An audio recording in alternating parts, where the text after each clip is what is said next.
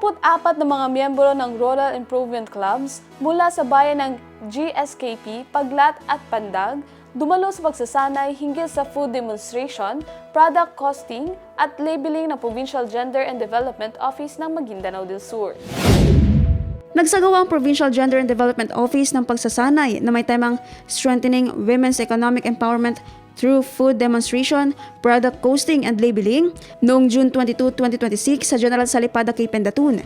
Dinaluhan ito ng 24 members ng Rural Improvement Clubs mula sa mga bayan ng GSKP, Paglat at Pandag bilang bahagi ng patuloy na pagpapatupad ng Give Heart program ng pamahalang panalawigan ng Maguindanao del Sur sa ilalim ng pamumuno ni Governor Dato Toco Mastura. Tampok sa pagsasanay ang food demonstration at paggawa ng banana chips, choco balls, veggie burger at hotdog roll.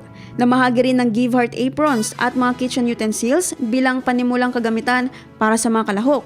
Layunin ng programa na mapalawak ang kalaman at kasanayan ng mga kababaihan at kalalakihan sa food processing, product costing, packaging at labeling upang mapabuti ang kalidad ng kanilang mga produkto, mapalakas ang kakayahang makapasok sa merkado at makalikha ng mas maraming oportunidad sa kabuhayan. Naphtali Velarde, iMinds, Philippines.